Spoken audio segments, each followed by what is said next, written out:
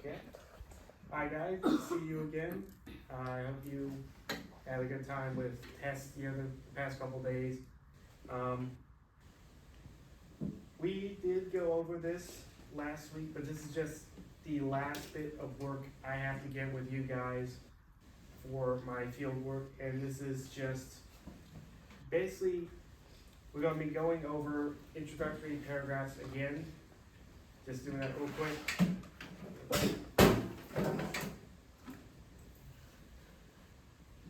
We're gonna quickly go back over hat, mat, and double T, double T, double D, double T hooks, and all that. Intro, hooks, background information, a thesis statement, claim, and how we use hat mat. And hat mat stands for hook, author, title, main idea, sentence, a short summary sentence, and then thesis statement. And does anybody remember what that means necessarily? You can look over your notes if you have to. Again, this from last week.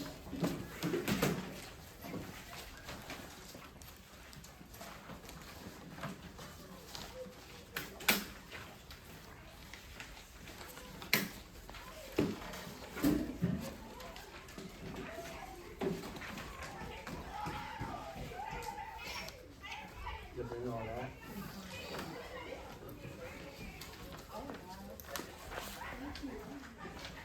And yeah, it's going to be this sheet with can I hold this up real quick?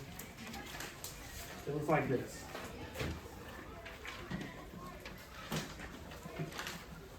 Yes. Can you read it to you?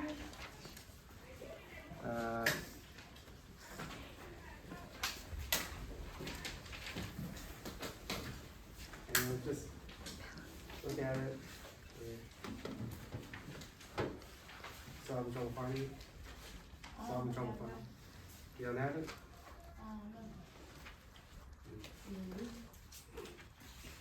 Yep. The steps to making an introductory paragraph? Yes. Well, this is to help with the introductory paragraph. This is kind of a strategy that people use for writing introductory paragraphs, and it's called hat mat. The hook, the author, the title, the idea, sentence, short summary sentence, thesis statement, and then who remembers the double T, double D, double T, the types of hooks? Well, first of all, what does a hook mean? Grab the reader's attention. What? To grab the reader's attention. Correct. It is a sentence in the introductory paragraph that is meant to hook the reader's attention, to get them to keep reading. And the double C method are the different types of hooks you can use in your introductory paragraph. Not all of them, usually just one of them or so, but these are different hooks that you can employ in your paragraph to get the reader's attention. First one is description. And the way they explain it in this slide is, imagine you're looking at a photograph and you describe it to the book. You can use that type of book in your paragraph to describe what point they're making, what article you're reading about, dialogue, a brief, believable conversation that's related to the topic. That's usually like a conversation between two people. You have quotes in the sentence to indicate that it's dialogue being spoken. Thought or question, whether your thoughts on a topic or question. You start with thought-provoking questions in your paragraph. And then tension or powerful statement. Tension meaning to start with some type of conflict, or powerful statement like a statistic or jaw-dropping statement. And these strategies help you write an effective book, which will in turn help with writing an effective introductory paragraph. This was the article we read last week that kind of helped us look over the double D, double T books. And these were some of the example prompts they gave us.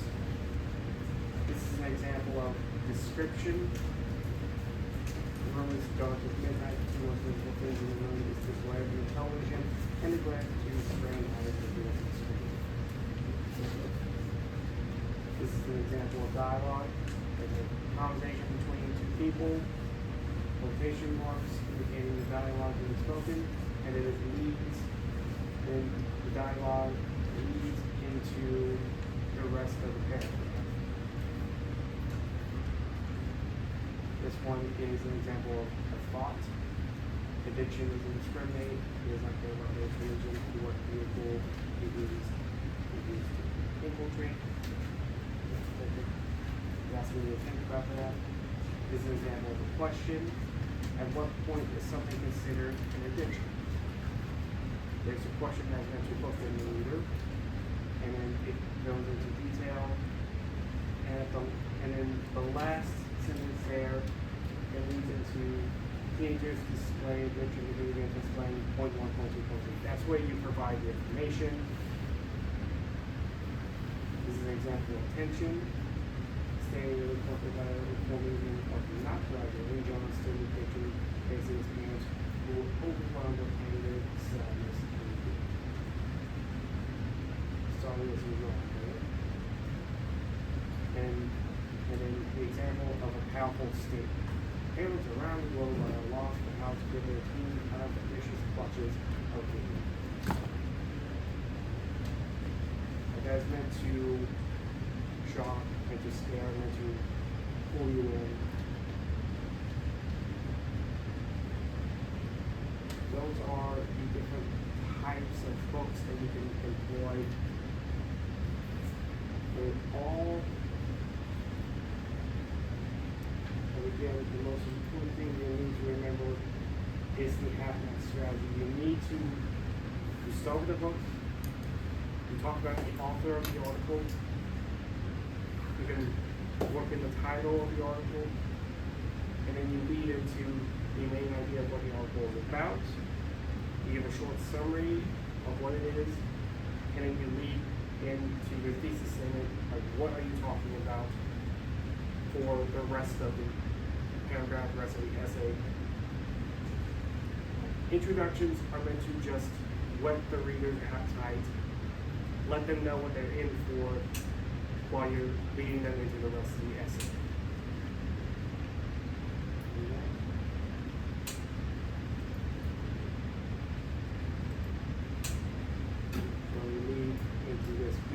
Remember that article we read last week about Malala Yousafzai? We never could figure out how to pronounce that.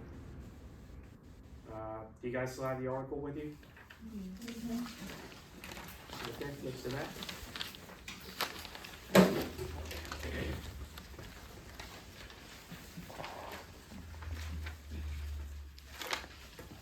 it talked about the girl from, I believe, Afghanistan, who the Taliban had tried to kill her because she spoke out against them about education and women's rights in the Middle East. We did some, I believe, discussion questions about that. We did graphic organizers. We looked at those examples of test questions.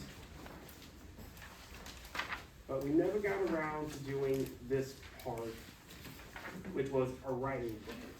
And we originally, Ms. Thompson, we had originally planned for you guys to work on an essay because that would be related to the ACAP test and all that, but we just didn't get enough time to do that.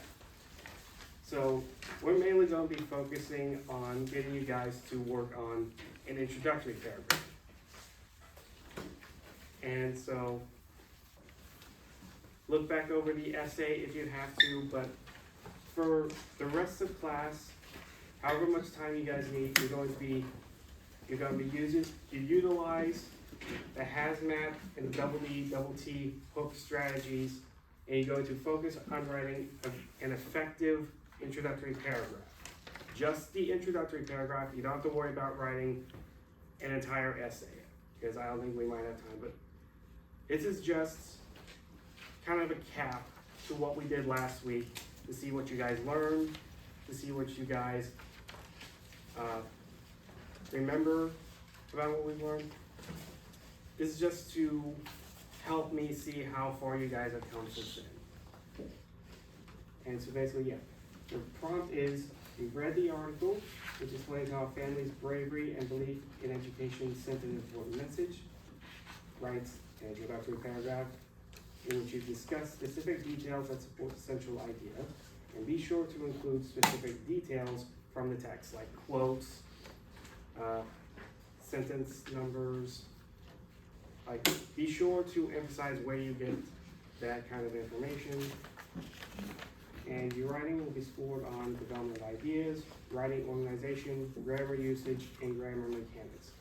So like, when you're writing this, make sure it flows in a natural order. Make sure you don't have any spelling errors or minimal amount of spelling errors. We're gonna check for that. Make sure you have a grasp of the mechanics of writing and all that. Because this is gonna be stuff you will be focusing heavily on in high school and then later in college. So getting a good grasp of it now will definitely help you guys in the future. And so you should, do they have the prompts with them? Okay, on the prompts, there should be enough blank space to write your introductory paragraphs, and that's what you guys are gonna be doing for the rest of class. Hopefully that is enough time. I believe in you guys. Do a good job. And yeah, thank you so much for letting me be here with you guys.